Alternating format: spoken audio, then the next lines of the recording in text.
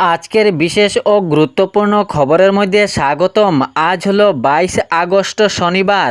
আজকের প্রথম খবরটি হলো, যাহারা যোগ্য রয়েছেন তাহাদের রেশন কার্ড বানানো খুবই জরুরি ঘোষণা করলেন অসমের মুখ্যমন্ত্রী ডক্টর হিমন্ত বিশ্ব শর্মা।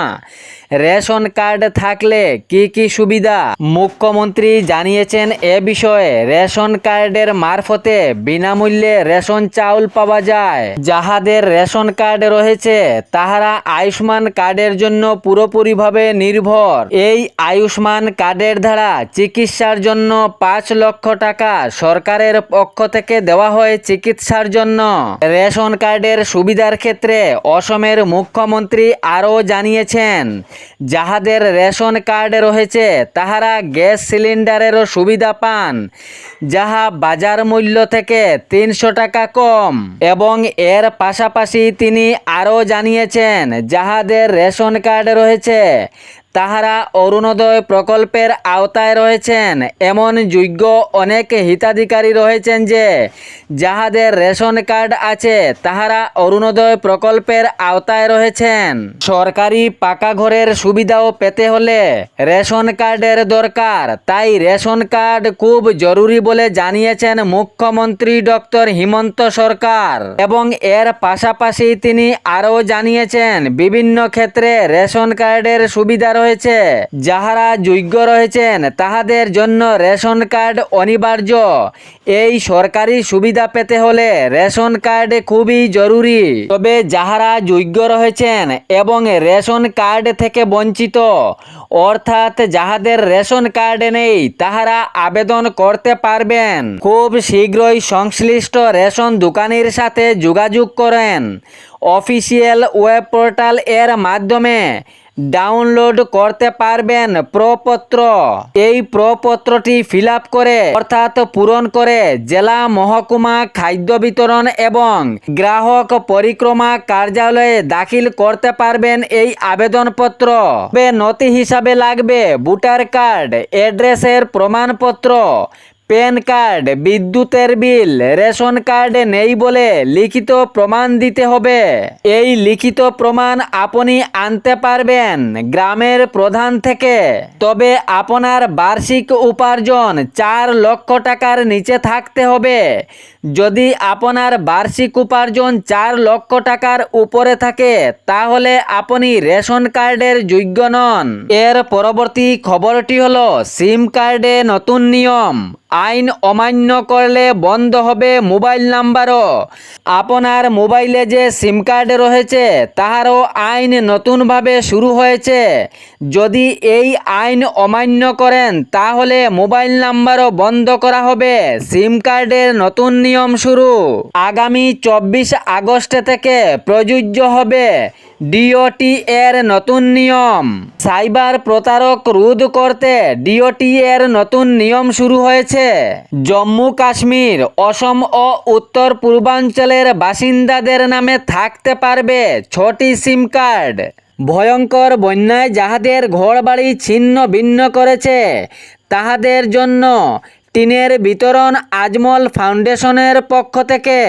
জানা গিয়েছে, গুজরাট থেকে আসা একদল আজমল ফাউন্ডেশনের সহযোগিতায় প্রায় 100টি পরিবারের মধ্যে 2.5 বান করে টিন বিতরণ করছেন। বন্যার কবলে পড়ে যাহাদের ঘর বাড়ি অনেক ক্ষয়ক্ষতি হয়েছে তাহাদের জন্য আজমল ফাউন্ডেশনের পক্ষ থেকে প্রায় 100টি পরিবারকে দেওয়া হয়েছে 2.5 বান টিন। এর পরবর্তী খবরটি হলো, যাহাদের অরুণোদয় নেই বা যাহারা অরুণোদয় প্রকল্প থেকে বঞ্চিত বা যাহাদের ব্যাংক অ্যাকাউন্টে অরুণোদয়ের টাকা আসেনি তাহাদের জন্য এক সুখবর মুখ্যমন্ত্রীর পক্ষ থেকে। কিছুদিন আগে অসমের মুখ্যমন্ত্রী ডক্টর হিমন্ত বিশ্ব শর্মা ঘোষণা করেছিলেন, অরুণোদয় সারথীর জন্য জেলার প্রত্যেক সমষ্টিতে একজন করে অরুণোদয় সারথী রাখবেন অরুণোদয়ের যে কোনো সমস্যা সমাধানের জন্য। এ উদ্দেশ্যে কাজ শুরু করে দিয়েছেন। বরাক উপত্যকার কাছাড় জেলার প্রত্যেক সমষ্টিতে অরুণোদয় সারথী নিযুক্তি। এখন থেকে অরুণোদয় যে সমস্যা হয় তাহা আপনি ঘরে বসে ফোন করতে পারবেন। এ সুবিধাও দেওয়া হয়েছে মুখ্যমন্ত্রীর পক্ষ থেকে। কাছাড় জেলার শিলচরের জন্য দেওয়া হয়েছে রাহুল পাল নামের এক সারথি। সঙ্গে যোগাযোগ নাম্বার 7004777035। টুনাই বিধানসভা সমষ্টির জন্য অরুণোদয় সারথি পিয়ালি রয়। যোগাযোগের জন্য মোবাইল নাম্বার 700022121004। ধলাই বিধানসভা সমষ্টির জন্য অরুণোদয় সারথি সুরজ কুমার সিনহা। Mobile number 8011497789। উদারবন্দ বিধানসভা সমষ্টির জন্য অরুণোদয় সারথি সুরজ দাস। যোগাযোগের জন্য মোবাইল নাম্বার 8723934576। লক্ষ্মীপুর বিধানসভা সমষ্টির জন্য অরুণোদয় সারথি রঞ্জিত দে। যোগাযোগের জন্য মোবাইল নাম্বার দেওয়া হয়েছে 6900551422। বরখলা বিধানসভা সমষ্টির জন্য অরুণোদয় সারথি শম্পা পাল 8822643768। এবং কাটিগড়া বিধানসভা সমষ্টির জন্য অরুণোদয় সারথি কেশব কুমার নাথ। যোগাযোগের জন্য মোবাইল নাম্বার দেওয়া হয়েছে 600027171783। এর পরবর্তী খবরটি হলো দিল্লিতে হু হু করে বাড়ছে সোয়াইন ফ্লু আক্রান্ত। এই ভাইরাস দিল্লির চতুর্দিকে ছড়িয়েছে। নাজেহাল অবস্থা সাধারণ জনগণের। জুড়াফলায় নাজেহাল দিল্লি। খুবই দ্রুত গতিতে বাড়ছে H1N1 ভাইরাস তথা সোয়াইন ফ্লু সংক্রমণ। এই ভাইরাসের জেরিয়ে শ্বাসকষ্ট রোগের দেখা দিচ্ছে এবং শরীরে অক্সিজেনের লেভেল কম হচ্ছে।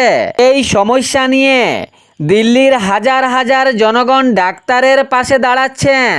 হাসপাতালে ভিড় হাজার হাজার রোগীর। এ ছিল আজকের বিশেষ ও গুরুত্বপূর্ণ খবর। এরকম নিত্য নতুন খবর পাওয়ার জন্য চ্যানেলটি সাবস্ক্রাইব করে রাখবেন এবং ভিডিওটি লাইক করে শেয়ার করতে ভুলবেন না, যাতে সঠিক সংবাদগুলো অন্যজনের কাছে পৌঁছায়। ধন্যবাদ।